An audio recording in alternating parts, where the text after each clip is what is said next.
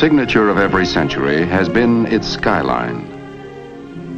The very ancient, the old, the medieval, the modern.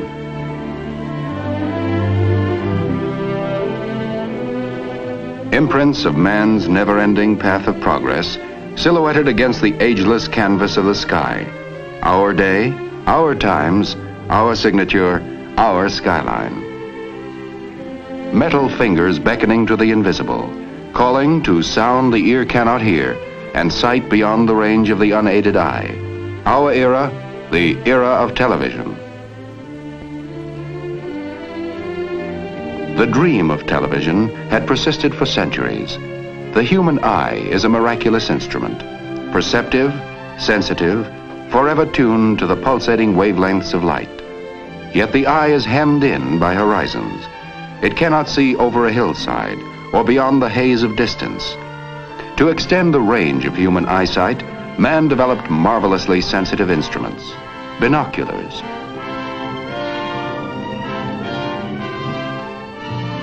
Giant telescopes to probe the furthest span of space.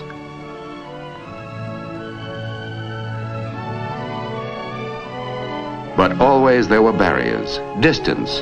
Could man fling pictures to the sky and gather them in at a distant point? It was a provoking challenge.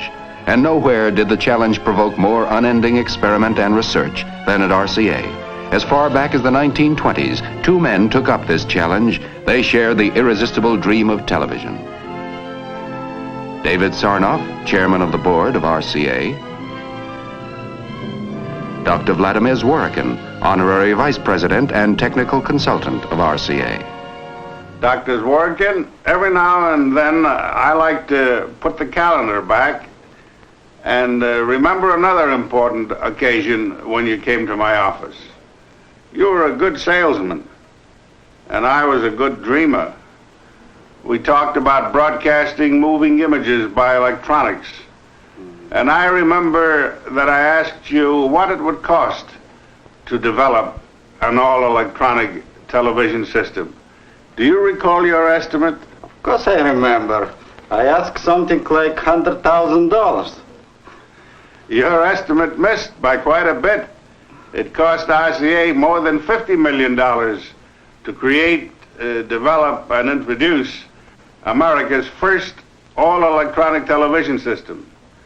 And since that time, as you know, RCA has spent another $70 million to pioneer and develop the compatible color television system.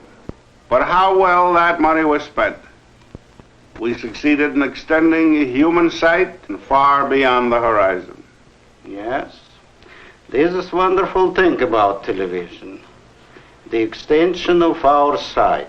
You are better acquainted with this progress, General, than anyone because of your participation and leadership in so many phases of television development. It was nearly 30 years ago that I came to your office with that tube, the first eye of television. Yes, I well remember it. Nearly 30 years ago. And what a great invention this tube has become. It certainly has fulfilled its destiny. Well, General, this is the grandfather of the pickup tube. Do you want to see the newest grandchild? Well, I'm all for grandchildren. Let's have a look at it. Well, here it is. Well, this certainly looks very interesting. What do you expect this grandchild to do? Well, that's what we call miniature Vidicon. And I hope eventually it will replace all the existing pickup tubes for all the purposes. Well, that's very interesting and certainly very promising, because what we need to do is to reduce the size and the cost of these components so that television, color television, both at the transmitting and the receiving end, may be within the reach of everyone. That is my hope. The turning point came in 1923 when Dr. Zworykin invented the iconoscope.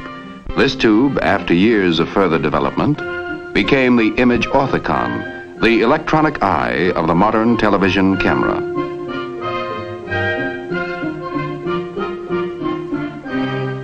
In 1929, Dr. Zworykin and his associates announced the first successful electronic kinescope, forerunner of today's television picture tube.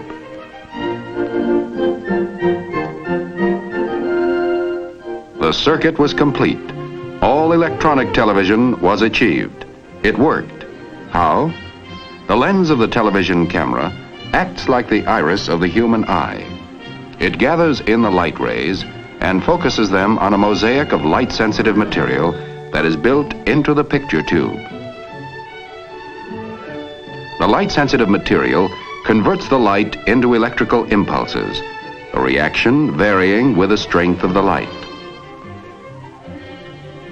The optic nerve of the camera picture tube is the electron beam, controlled by electromagnets. The beam scans the picture, which is on the plate, in rapid sweeping motions from side to side, from top to bottom. When the beam hits the image, it loses varying amounts of electrons and then bounces back to the opposite end of the picture tube, where it is amplified millions of times.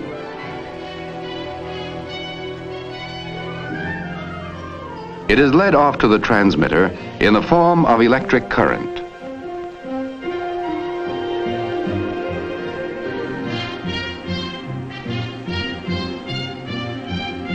The signals are broadcast as radio impulses into space.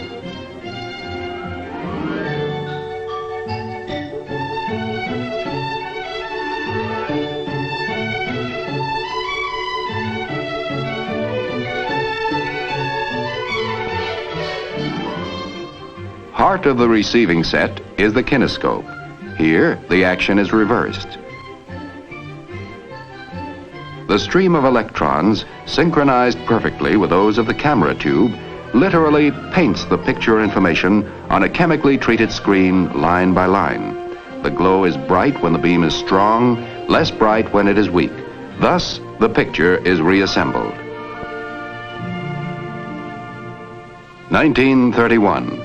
Atop the Empire State Building, the National Broadcasting Company, a service of RCA, erected the transmitting antenna for experimental television station W2XBS.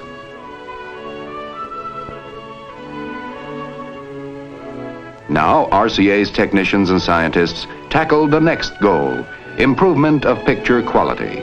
Hitherto, using a mechanical process, the best that could be transmitted was a crude signal of 60 scanning lines. RCA turned to the new science of electronics, discarded the mechanical spinning disc, and soon doubled, tripled, then tripled again the scanning lines. Now television was really on its way. In 1937, television strode out of the studio with mobile vans developed by RCA and NBC, versatile, self-sustaining. New eyes, new vision for the world. A man could sit at home, yet his eyes could scan the countryside. A bright new era dawning, a new dimension in communications. Distance reduced to microwaves, walls, barriers, mountains erased. Television, the ultimate triumph in man's search for sight beyond the range of the human eye. 1939. Television is ready to make its official public debut. The setting could hardly be more perfect. The New York World's Fair. Its theme, the world of tomorrow. And the world of tomorrow became the world of today. The RCA exhibit building, where on April 29, 1939, David Sarnoff stated, "We have added radio sight to sound." NBC cameras probed, explored, scrutinized. Viewers watching the 3,000 television sets then in New York saw the first president ever televised, Franklin D. Roosevelt, officially opening the world of tomorrow.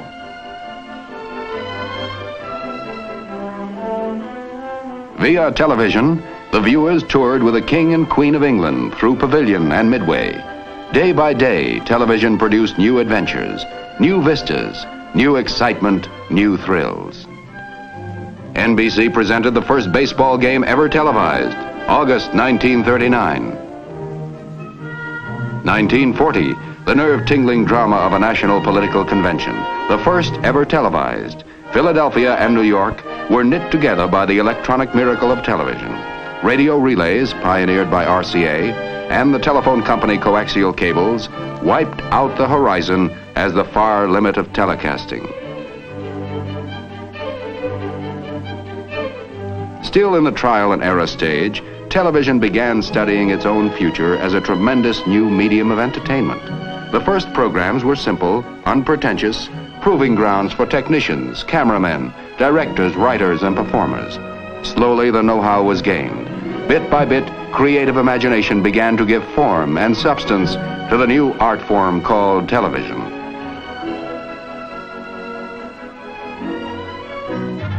(1941), a fateful year, war, and the beginning of a 4-year blackout for commercial TV. And television enlisted for the duration.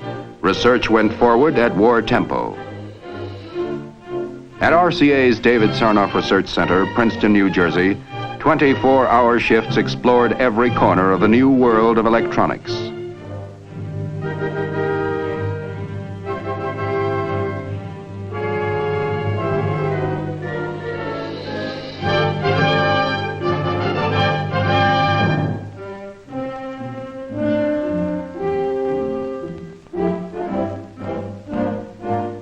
For submarine detection,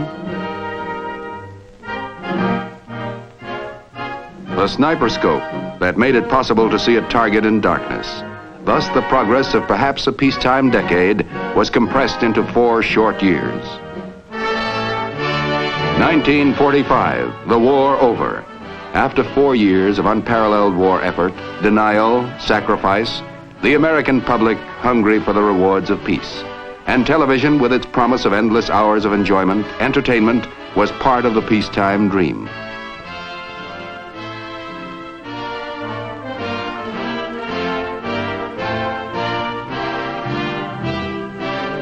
RCA, although 1949, an historic television first, a presidential inauguration. As Harry Truman took the oath, the event was a dynamic industry employing more than 1 million. Television, an unparalleled blending of science and art, invention and engineering, private incentive and public service. By television, American business has found a most effective advertising medium, and in turn, advertising has provided the resources that sustain the standards of programming and permit the never-ending research that is the heart of the television industry.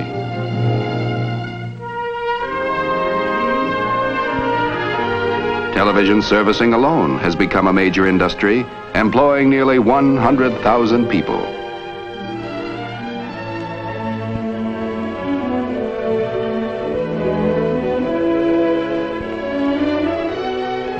Yes, in little more than a wink of time, television has entered our homes, our lives, imprinted new silhouettes on our skyline. And all this has been just the beginning. There was still another dream to be realized. Still another dimension to be added. Black and white television had been the herald. It put millions of TV sets into our homes, built hundreds of TV stations, created an industry, an art, a public service, an exhilarating component of our American way of life.